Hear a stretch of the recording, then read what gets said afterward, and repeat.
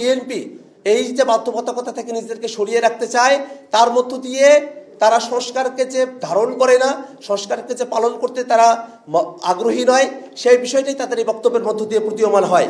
যদি সংস্কারকে টেকসইভাবে বাস্তবায়ন করতে হয়, তাহলে অবশ্যই সামনের সংসদকে গাঠনিক ক্ষমতা প্রদান করে সংবিধান সংস্কার পরিষদের দায়িত্ব অর্পণ করতে হবে, এর অন্যথা করার কোনো সুযোগ নেই।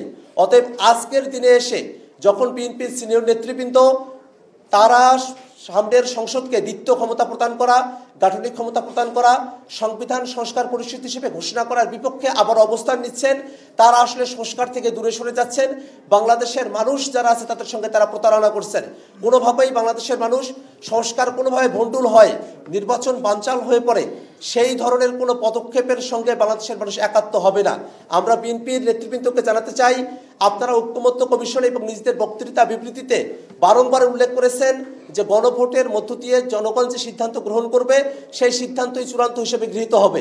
কিন্তু আজকের দিনে এসে গণভোটের সিদ্ধান্তকে সামনের সংবিধান সংস্কার পরিষদে বাধ্য করার যে সুপারিশ ঐক্যমত্য কমিশন জানিয়েছে, আপনারা তার বিপক্ষে অবস্থান নিচ্ছেন যে গণভোটের সিদ্ধান্ত চূড়ান্ত হবে না, গণভোটের সিদ্ধান্ত বাইন্ডিং হবে না, বাধ্যতামূলক হবে না। এটা স্পষ্টতই জনগণের রায়ের প্রতি শ্রদ্ধা না থাকার শামিল।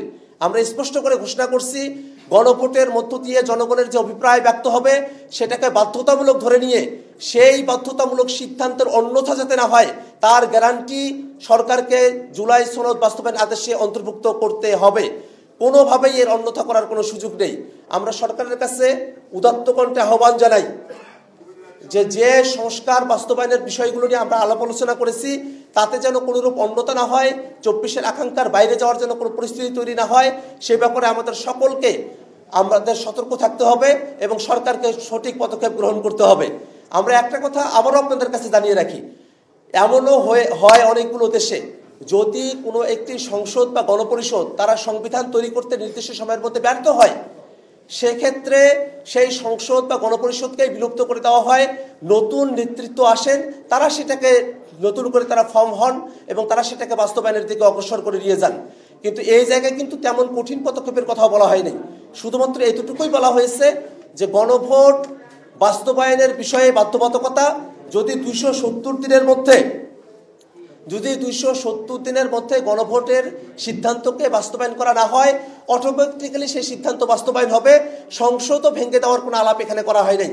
তথাপিও কেন এই গণভোটের সিদ্ধান্তকে বাধ্যতামূলক করা হবে না সে বিষয়টা নিয়ে এখনো পর্যন্ত কোনো দলের তরফ থেকে কোনো স্পষ্ট ব্যাখ্যা না থাকলেও আমরা এর মধ্যে দলগুলো, বিশেষত বিএনপি, এই যে বাধ্যবাধকতা থেকে নিজেদেরকে সরিয়ে রাখতে চায়, তার মধ্য দিয়ে তারা সংস্কারকে যে ধারণ করে না, সংস্কারকে যে পালন করতে তারা আগ্রহী নয়, সেই বিষয়টাই তাদের এই বক্তব্যের মধ্য দিয়ে প্রতীয়মান হয়।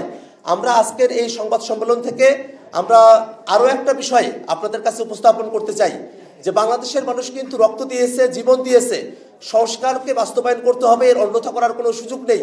আমরা এই বিষয়টাও খেয়াল করছি যে সরকারের ভিতরের কোনো একটা পক্ষ ঐক্যমত্য কমিশনের যে সিদ্ধান্ত এবং সুপারিশ তার বাইরে গিয়ে নিজেরাই একটা ঐক্যমত্য কমিশন হওয়ার প্রচেষ্টা তারা করছেন। সরকারের ভিতরে থেকে যদি আবারও নিজেরাই নিজেদেরকে ঐক্যমত্য কমিশনের মতো করে ফাংশনাল করে এই সংস্কার প্রস্তাবনাগুলোকে ডিলে করার কোনো চেষ্টা করা হয়, তার মধ্য দিয়ে কিন্তু বাংলাদেশের নির্বাচন ঝুঁকিতে পড়বে। আমাদের কাছে স্পষ্টতই প্রতীয়মান হচ্ছে যে সরকারের ভিতরের কোনো একটা অংশ সংস্কারকে ভণ্ডুল করে নির্বাচনকে বানচালের তারা পায়তারা করছেন। এমনটা বাংলাদেশের মানুষ হতে দেবে না। জাতীয় নাগরিক পার্টি এনসিপি মনে করে নির্বাচন যথাসময়ে অনুষ্ঠিত হতে হবে এবং সংস্কারও বাস্তবায়ন করতে হবে। সংস্কারও বাস্তবায়ন করে নির্বাচনকে দ্রুত সময়ের মধ্যে অনুষ্ঠানের দিকে সরকার অগ্রসর হবে, এই আশাবাদ আমরা আজকের এই সংবাদ সম্মেলন থেকে ব্যক্ত করছি। সর্বশেষ আমরা সরকারের কাছে দাবি জানাতে চাই, অতি দ্রুত সময়ের মধ্যে সরকারকে নিজেই দায়িত্বশীল জায়গায় থেকে দায়িত্বপূর্ণ আচরণের মধ্য দিয়ে সরকারকে নিজেকেই দায়িত্ব নিয়ে জুলাই সনদ বাস্তবায়ন আদেশ জারি করতে হবে। সামনের সংসদকে গাঠনিক ক্ষমতা প্রদান করার মধ্য দিয়ে সংবিধান সংস্কার পরিষদ হিসেবে ঘোষণা করে সেই সংবিধান সংস্কার পরিষদে গণভোটের মাধ্যমে অর্জিত জনগণের সার্বভৌম অভিপ্রায়কে ধারণ করে সেটাকে অটোমেটিক্যালি যেন বাস্তবায়ন করা হয়, সেই সুপারিশ যেটা ঐক্যমত্য কমিশন রেখেছে তাদের প্রথম প্রস্তাবে, সেটাকে বাস্তবায়ন করতে হবে। সম্মানিত সাংবাদিক বন্ধুগণ, আমরা বাংলাদেশের শান্তি শৃঙ্খলা এবং স্থিতিশীলতার পক্ষে আমরা অবস্থান নিচ্ছি। কোনো দলের নির্বাচনকে বানচাল করা বা সংস্কারকে বানচাল করা এরকম কোনো পক্ষের সঙ্গে জাতীয় নাগরিক পার্টি এনসিপি রাজনৈতিকভাবে একমত নয়। আমরা মনে করি বাংলাদেশের প্রশ্নে রাজনৈতিক দলগুলোকে এক থাকতে হবে। বাংলাদেশের স্বার্থ বিঘ্নিত হতে পারে এমন কোনো প্রস্তাবনার সঙ্গে জাতীয় নাগরিক পার্টি একমত হবে না।